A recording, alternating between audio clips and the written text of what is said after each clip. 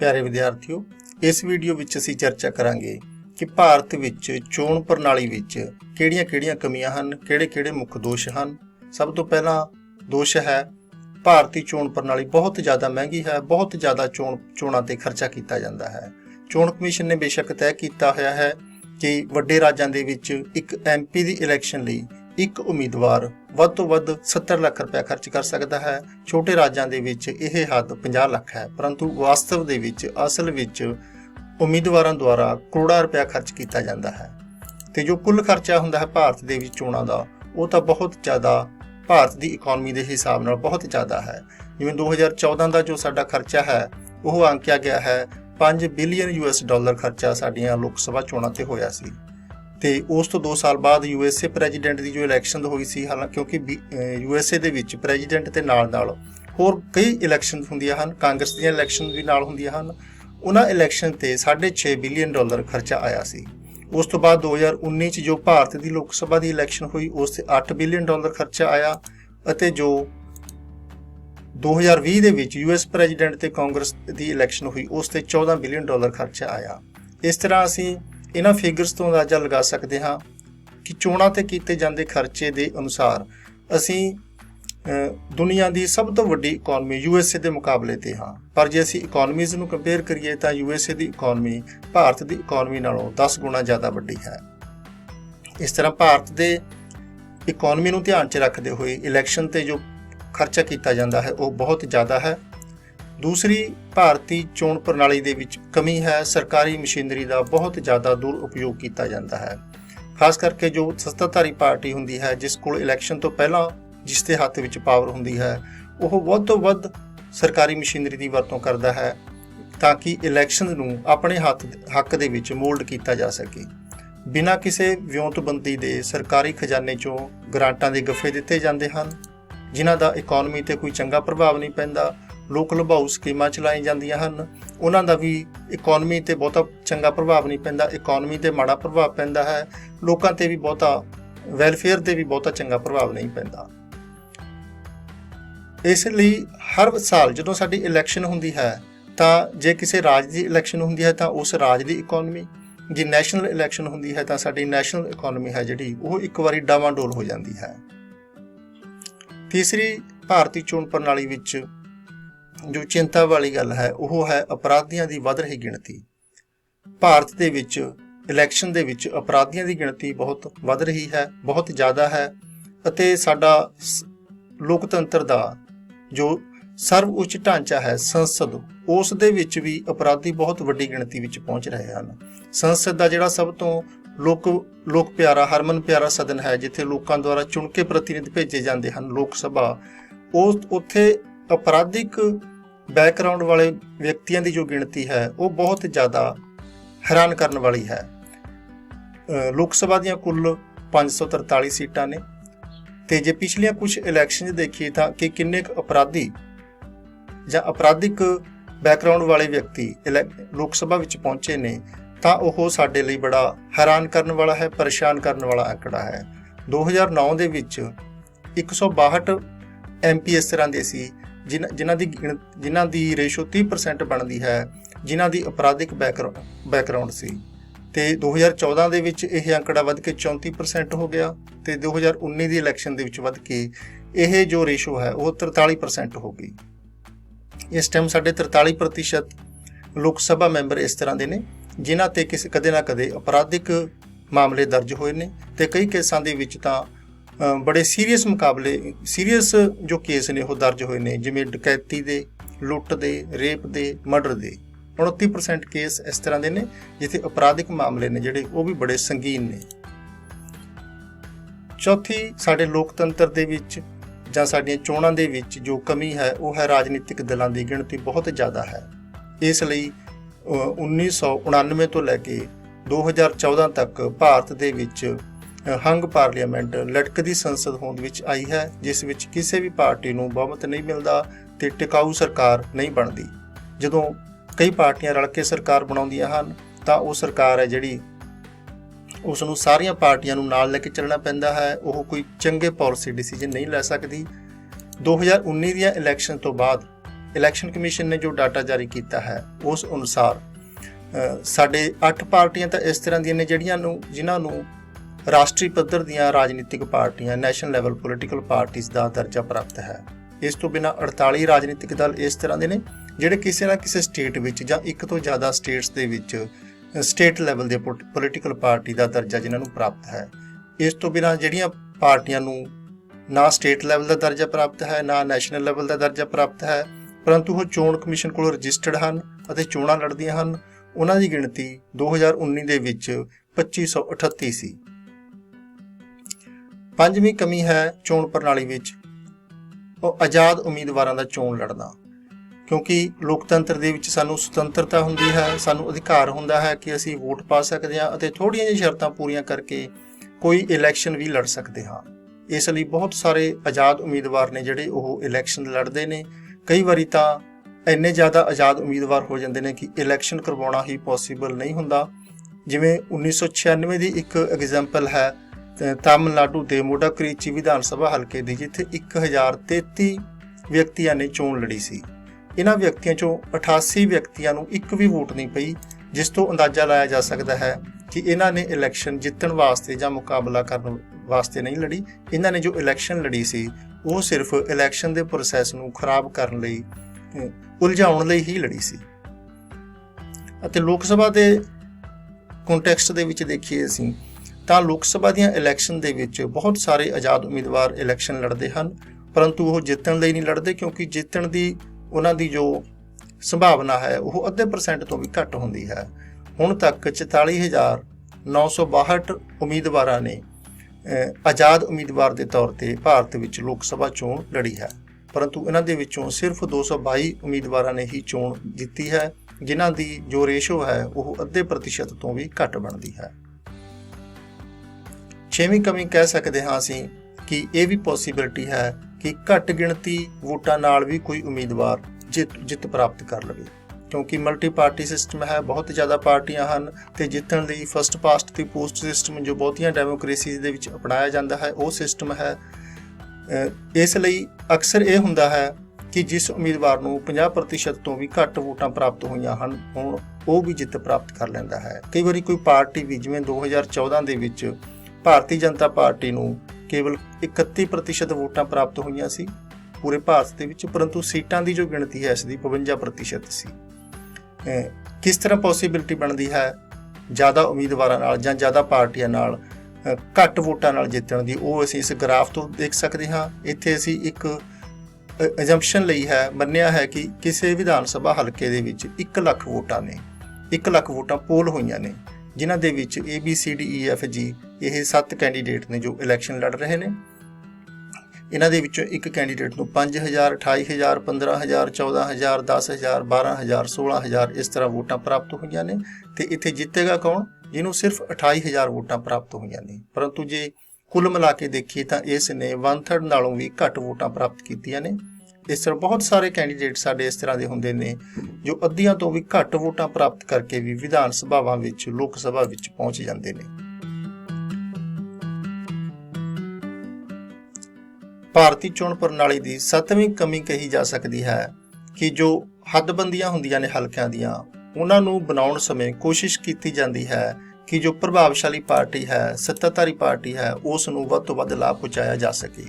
ਸੰਵਿਧਾਨਕ ਵਿਵਸਥਾ ਹੈ ਕਿ ਪਾਰਲੀਮੈਂਟ ਕੋਈ ਵਿਵਸਥਾ ਕਰਦੀ ਹੈ ਹਰ 10 ਸਾਲ ਬਾਅਦ ਕਿ ਚੋਣ ਹਲਕਿਆਂ ਦੀ ਨਵੇਂ ਸਿਰੋਂ ਹੱਦਬੰਦੀ ਹੁੰਦੀ ਹੈ। ਹੱਦਬੰਦੀ ਕਰਨ ਲਈ ਡਿਲੀਮੀਟੇਸ਼ਨ ਕਮਿਸ਼ਨ ਬਣਦਾ ਹੈ। ਡਿਲੀਮੀਟੇਸ਼ਨ ਕਮਿਸ਼ਨ ਹੈ ਜੋ ਉਹ ਰਾਜਨੀਤਿਕ ਪਾਰਟੀਆਂ ਦੇ ਪ੍ਰਭਾਵ ਦੇ ਵਿੱਚ ਕੰਮ ਕਰਦਾ ਹੈ। ਇਸ ਲਈ ਹਰ ਖੇਤਰ ਦੇ ਲੋਕਾਂ ਦੀ ਕਾਸਟ ਦੇ ਆਧਾਰ ਤੇ, ਧਰਮ ਦੇ ਆਧਾਰ ਤੇ ਵਿਸ਼ਲੇਸ਼ਣ ਕੀਤਾ ਜਾਂਦਾ ਹੈ ਕਿ ਇਸ ਇਲਾਕੇ ਦੇ ਵਿੱਚ ਕਿੰਨੇ ਕੁ ਲੋਕ ਨੇ ਜਿਹੜੇ ਕਿਸ ਧਰਮ ਨੂੰ, ਕਿਸ ਕਾਸਟ ਨੂੰ, ਕਿਸ ਵਰਗ ਨੂੰ ਬਿਲੋਂਗ ਕਰਦੇ ਨੇ, ਉਹਨਾਂ ਦੇ ਕਿਸ ਪਾਰਟੀ ਵੱਲ ਜ਼ਿਆਦਾ ਭੁਗਤਣ ਦੀ ਸੰਭਾਵਨਾ ਹੈ। ਇਸ ਲਈ ਜੇ ਅਸੀਂ ਪੰਜਾਬ ਦੇ ਲੋਕ ਸਭਾ ਦੇ ਹਲਕਿਆਂ ਤੇ ਨਿਗਾਹ ਮਾਰੀਏ ਤਾਂ ਸਾਨੂੰ ਲੱਗਦਾ ਹੈ ਕਿ ਜੋ ਚੋਣ ਹਲਕੇ ਨੇ ਉਹ ਪ੍ਰਸ਼ਾਸਕੀ ਪੱਖ ਤੋਂ ਮੈਨੇਜੇਬਲ ਬਣਾਉਣ ਦੀ ਥਾਂ ਤੇ ਰਾਜਨੀਤਿਕ ਪੱਖ ਤੋਂ ਲਾਭ ਬਣਾਉਣ ਵਾਲੇ ਜ਼ਿਆਦਾ ਸਾਨੂੰ ਦਿਖਾਈ ਦਿੰਦੇ ਨੇ। ਕਿਸੇ ਹਲਕੇ ਦੀ ਜੋ ਕੋਈ ਬਾਂਹ ਹੈ ਉਹ ਕਿਸੇ ਪਾਸੇ ਨੂੰ ਜਾ ਰਹੀ ਹੈ, ਕਿਸੇ ਹਲਕੇ ਦੀ ਜੋ ਲੱਤ ਹੈ ਉਹ ਕਿਸੇ ਦੂਸਰੇ ਹਲਕੇ ਦੇ ਵਿੱਚ ਨੂੰ ਇੰਟਰੂਡ ਕਰ ਰਹੀ ਹੈ। ਇਸ ਕਰਕੇ ਹੈ ਕਿਉਂਕਿ ਚੋਣ ਹਲਕਿਆਂ ਦੀਆਂ ਹੱਦਬੰਦੀਆਂ ਕਰਨ ਲੱਗੇ ਰਾਜਨੀਤਿਕ ਦਲਾਂ ਦੇ ਲਾਭ ਨੂੰ ਧਿਆਨ ਵਿੱਚ ਰੱਖਿਆ ਜਾਂਦਾ ਹੈ। 8ਵੀਂ ਜੋ ਕਮੀ ਹੈ, ਚਿੰਤਾ ਵਾਲੀ ਗੱਲ ਹੈ, ਚੋਣ ਹਿੰਸਾ, ਇਲੈਕਸ਼ਨ ਵਾਇਲੈਂਸ। ਜਦੋਂ ਵੀ ਸਾਡੇ ਚੋਣਾਂ ਹੁੰਦੀਆਂ ਨੇ ਤਾਂ ਉਸ ਵਿੱਚ ਹਿੰਸਾ ਦੀਆਂ ਘਟਨਾਵਾਂ ਅਕਸਰ ਵਾਪਰਦੀਆਂ ਰਹਿੰਦੀਆਂ ਨੇ।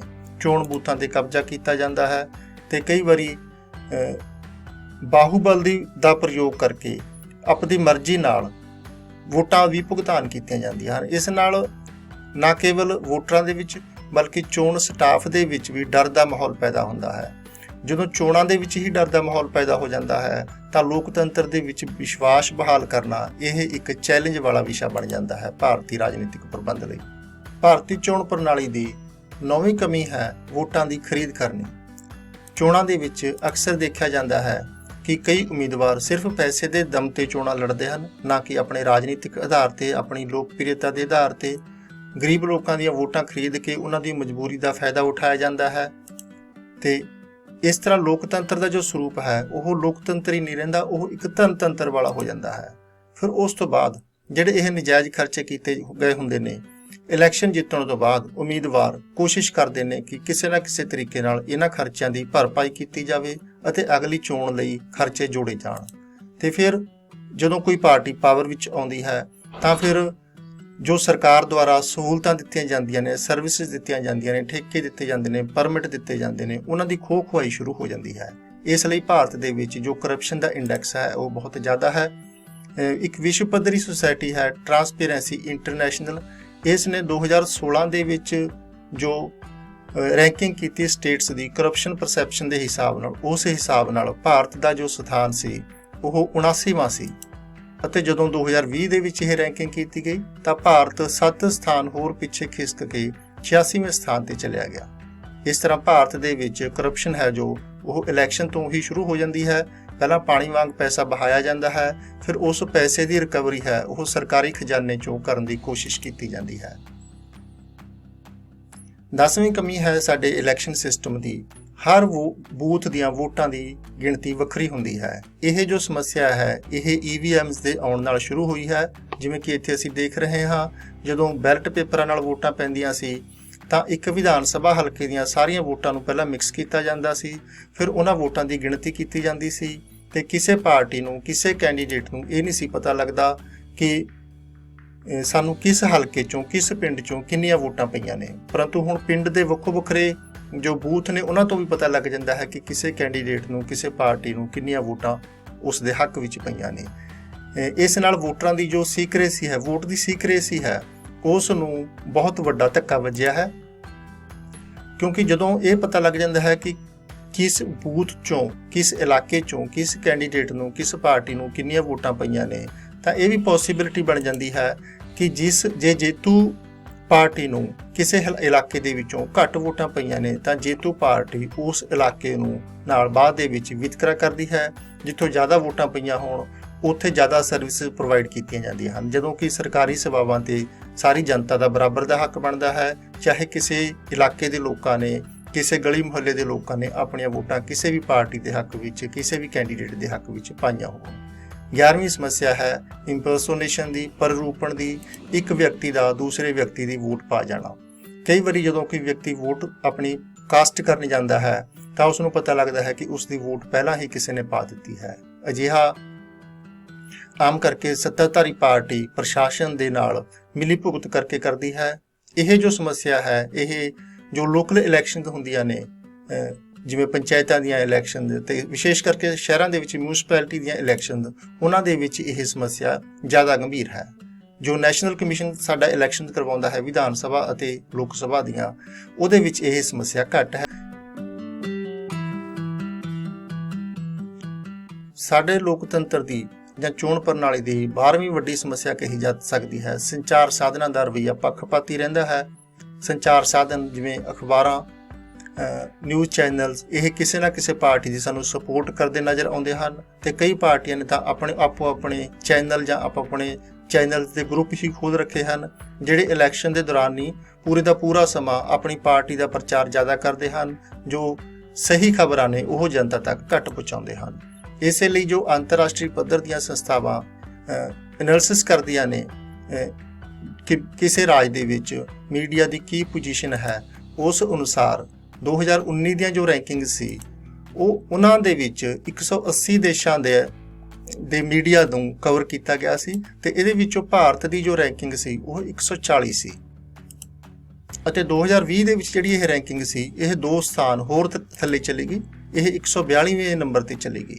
ਇਸ ਤਰ੍ਹਾਂ ਸੰਚਾਰ ਸਾਧਨਾਂ ਦਾ ਪੱਖਪਾਤੀ ਰਵੱਈਆ ਹੈ ਜੋ ਉਹ ਸੰਚਾਰ ਸਾਧਨਾਂ ਦੇ ਵਿੱਚ ਲੋਕਾਂ ਦੇ ਭਰੋਸੇ ਨੂੰ ਵੀ ਖੋਰਾ ਲਾਉਂਦਾ ਹੈ ਅਤੇ ਲੋਕਤੰਤਰ ਲਈ ਵੀ ਖਤਰਨਾਕ ਹੈ, ਚੋਣਾਂ ਲਈ ਵੀ ਖਤਰਨਾਕ ਹੈ। 13ਵੀਂ ਮੁੱਖ ਸਮੱਸਿਆ ਹੈ ਮੁੱਲ ਦੀਆਂ ਖਬਰਾਂ ਦੁਆਰਾ ਇਸ਼ਤਿਹਾਰਬਾਜ਼ੀ। ਜੋ ਸਾਡੇ ਅਖਬਾਰ ਨੇ ਜਾਂ ਚੈਨਲ ਨੇ ਉਹਨਾਂ ਤੇ ਸਾਨੂੰ 2 ਤਰ੍ਹਾਂ ਦੀਆਂ ਚੀਜ਼ਾਂ ਦਿਖਾਈ ਦਿੰਦੀਆਂ ਨੇ, ਇੱਕ ਖਬਰਾਂ, ਇੱਕ ਇਸ਼ਤਿਹਾਰ। ਆਮ ਕਰਕੇ ਸਾਡੀ ਮਾਨਸਿਕਤਾ ਦੇ ਵਿੱਚ ਖਬਰਾਂ ਤੇ ਭਰੋਸਾ ਜ਼ਿਆਦਾ ਹੁੰਦਾ ਹੈ, ਇਸ਼ਤਿਹਾਰ ਤੇ ਭਰੋਸਾ ਬਹੁਤ ਘੱਟ ਹੁੰਦਾ ਹੈ। ਇਸ਼ਤਿਹਾਰ ਸਾਨੂੰ ਪਤਾ ਹੁੰਦਾ ਹੈ ਕਿ ਕਿਸੇ ਪਾਰਟੀ ਦੁਆਰਾ ਜਾਂ ਕਿਸੇ ਫਰਮ ਦੁਆਰਾ ਪੈਸੇ ਦੇ ਕੇ ਲਗਾਇਆ ਗਿਆ ਹੈ ਤੇ ਅਖਬਾਰਾਂ ਦੀ ਭਰੋਸੇਯੋਗਤਾ ਦਾ ਜੋ ਹੈ ਭਾਰਤੀ ਲੋਕਾਂ ਦੇ ਮਨਾਂ ਵਿੱਚ, ਉਸ ਦਾ ਨਜਾਇਜ਼ ਲਾਭ ਲੈਣ ਲਈ ਕਈ ਪਾਰਟੀਆਂ, ਕਈ ਕੈਂਡੀਡੇਟ ਕੀ ਕਰਦੇ ਨੇ ਕਿ ਆਪਣੇ ਇਸ਼ਤਿਹਾਰਾਂ ਨੂੰ ਖਬਰਾਂ ਦੇ ਰੂਪ ਦੇ ਵਿੱਚ ਲਵਾ ਦਿੰਦੇ ਨੇ, ਪੈਸੇ ਦੇ ਕੇ ਮੁੱਲ ਦੀਆਂ ਖਬਰਾਂ ਲਵਾ ਦਿੰਦੇ ਨੇ ਕਿਸੇ ਅਖਬਾਰ ਦੇ ਵਿੱਚ।